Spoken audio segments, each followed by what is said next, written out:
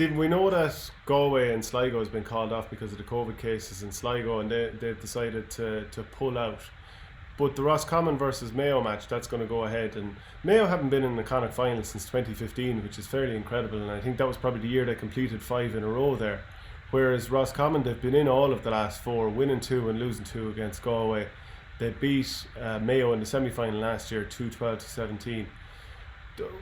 Is your sense that Mayo, the team that just got relegated from Division 1, or the team that just got promoted from Division 2, Roscommon, is in better shape coming into this? Yeah, Shane, it's a very valid point, because funny, when I was looking at the game today, I was thinking about this, and I looked at Roscommon. They finished top of Division 2 with a plus 23 score difference. They obviously finished on 11 points as well out of 14, which I think they dropped 2 points in their first game, and they drew their second game, and then I think Roscommon had 4 or 5 wins in the spin, with really credible wins away to Armagh and away to Cavan, obviously in the league, which are not easy places to go to. Like, Athletic Grounds is not an easy place to go to. Breffni Park is certainly not an easy place to go to. But if you take it, I suppose, that Mayo, relegated from Division 1 and Roscommon getting promoted from Division 2, there's probably not that awful lot of difference, Shane, between the sides. And we probably look at Connacht, and we probably think of Connacht now as Roscommon, Mayo and Galway, and throwing a bit of a blanket across the 3 of them, and probably a kick of the ball between all 3 teams on any given day, albeit Mayo and Galway was a bit of a freak result this year in the National League. But last year's semi-final, obviously, Roscommon 2-12 to 0-17. There's goals in Roscommon, and that's a key aspect to their play. There's definitely goals in them. I've always been an admirer of them for the last few years. I went down to the Clonagale Club in Roscommon a couple of years ago, and I'd done a coach education day with them, and I think it's Alton Harney's club.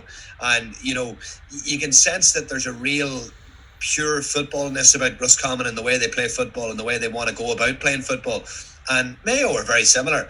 So I can see a very, very open game. I can see a very high scoring game again. I think the game that Mayo had last weekend against Leitrim, I know Leitrim did not put much of a challenge up, but it was probably good for Mayo to dust off the ghosts of relegation, dust off that defeat against Tyrone, get themselves back on track. And listen, Shane, winning breeds confidence, and it's very, very hard to beat that winning feeling. And coming off the back of last weekend, obviously, will give Mayo a bit of a bounce and a bit of a lift. But look, the likes of Conor Cox and Donny Smith and Diarmuid Murray, like, Roscommon are full of fantastic footballers. There's no question about it. And we've spoken about Mayo. The one thing that I would probably say about Mayo from last year's Connacht semi-final, they probably look a little bit different to Roscommon.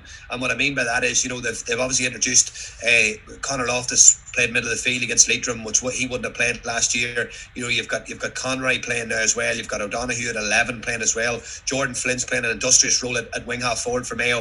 And I just feel, looking in the base of it, that freshness that Mayo have maybe brought in, I think will just probably be enough for Mayo to edge this at the weekend, Shane. Do you think there's any possibility that Mayo might be throwing in too many new players at the one time? Like, you've named out a number of them there, then throw in Owen McLaughlin and Oisin Mullen as well. And obviously we talked last week about how Lee Keegan, maybe he's going to be corner back. Kevin McLaughlin against Tyrone, we saw him centre back.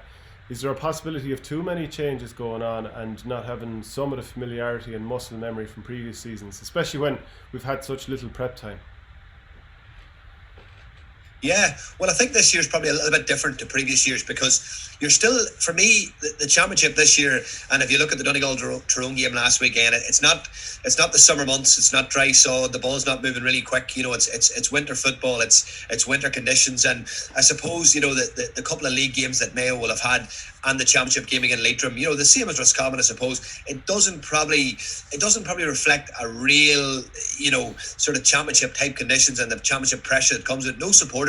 Like, Shane, it can make a massive difference if you have a full house on Sunday with 20,000 people. For some of those newcomers, for some of those new players that have come in, that can be a very nerve-wracking experience. Championship creates maybe a different type of feel. It's league football, as we know, is completely different to championship football. The amount of players you see in the past who have torn it up in league football and haven't performed in championship football. But just this season being the season that it is, Shane, I don't think it's going to make a massive difference into what game it is and what game it's not, because those new players now have a championship game under their belts and now have a championship win under their belts. The only thing that I would just be wary about Mayo is that Roscommon have serious They have a serious level of threat, Shane. That they do have that goal threat. They do have scores in them. And my only concern for Mayo is that if they leave themselves as exposed as they were against Tyrone, then they could find themselves having problems. I do feel that Mayo will be able to kick 15, 16, 17 scores. There's no question about that. They will. But can they keep out that 2 or 3 goals that Roscommon have in them? And if they can shut that down and shut that aspect of Roscommon's threat down, then I think Mayo will come out on top. But they do have to be very careful, Shane. We looked at the clip the last day of Conor McKenna kicking the ball into an inside 2 against Tyrone, of McCurry and of Canavan left 2v2, and Aidan O'Shea ignoring his duties of getting back in there, filling the hole, providing that cover. And I just think they'll have learned from that. Now, Leitrim probably didn't give them that threat or that danger, to actually work on something like that. But I do feel at the weekend you'll probably see a little bit better organisation from Mayo defensively. Well, it's not that we may see it, we need to see it, because if we don't see it, then Roscommon can cause them serious problems. I'm curious to know, as a football coach, what you make of the likes of Anthony Cunningham changing from one coach to the other. Now, we've seen Pat Gilroy going over to the hurling side with Dublin. We've seen James Horan was involved with Turlough hurlers a couple of years ago. And Anthony Cunningham, he obviously got all the way to an All-Ireland final with Gary Castle in 2012. Now, they lost that to Crossmaglen. So it's not like he's unused to it and he's living in Athlone and, all that kind of stuff.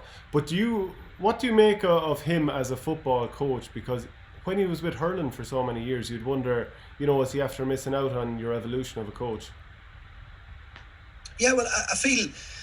For me, Shane, I suppose you look at the likes of Jim McGuinness, successful coaches in the past. For me, good coaching is very transferable. I've gone and I've taken sessions with camogie teams. I took a session with a camogie club side a number of years ago who were contesting an All-Ireland semi-final. And I was a little bit nervous getting into the session because obviously, you're taking a completely different code. But a lot of the games are very transferable. A lot of the drills, a lot of the skills are very transferable, Shane. It's the way you present as well. Obviously, as a coach, you're still, for me, people would have labelled me in the past as maybe being a bit of a defensive coach, but I don't think you're a defensive coach or an offensive coach. I think you're a coach first and foremost, and coaching's very unique. It's an art form, in my opinion, Shane. A lot of coaching comes down to man management and how you deal with players and relationships you build with players, and how you get players to believe in what you're trying to portray to them. But think of the likes of Paul Kinnock there in Limerick as well. Paul obviously comes from a very strong footballing background and would have played for Limerick footballers. And Paul is obviously, Limerick hurlers are now regarded as being one of the most, probably innovative hurling teams that the game has seen in recent times. So it does go to show you that coaches can make that transfer and can make that code. And to be fair to Anthony, I was a little bit, when the appointment was made at the start, I had actually spent an evening with Roscommon a couple of years ago, just after Anthony Cunningham had been appointed. And it was down in Hyde Park, and there was 55 coaches at it, and it was their development squad coaches and their senior club coaches. And there was common county development officer had invited me down for an evening to do a session on transition play. And just the little earwigging I was getting that night was that the rumblings about it, they just weren't overly mad about the appointment at the time. But Jesus, the proof's in the pudding last year. They won a Connacht title last year, and I felt I've always enjoyed watching Roscommon playing football this last few years. I think it's been very refreshing, and he's playing football in the right manner with them. He's got them playing on the front foot. They're pressing opposition kickouts. They're winning their own. They're being brave. You showed how brave they were against Cavan when they took that short kick out and built from the back, which led to a goal chance. And they're taking risks. But I think the key thing in any sport, in any environment, Shane, is that you surround yourself with good people. And he's obviously done that. He's obviously got a good background team, a good coaching staff, and he trusts them, and the players have obviously put a lot of trust in him as well. I'm going to put my neck on the block and say Mayo here, because when they play Roscommon in do or die games the last few years, once it's All-Ireland series, they tend to win them. And I just think the knockout situation, that's going to edge it for Mayo. I think they'll be fully up for it. What do you think? Yeah, listen, I personally, I would like to see Roscommon win. They've had a good season. They've been promoted from Division 2 in Division 1. I would love to see them stay in Division 1 next year as well, because I think you just need that 1 year to stay in Division 1 and build, and obviously get used to playing against Division 1 teams all the time. Just going up and down like a yo-yo probably doesn't help, but I just have a funny feeling this weekend that the bits between the teeth, and I think that Mayo will just get over the line here.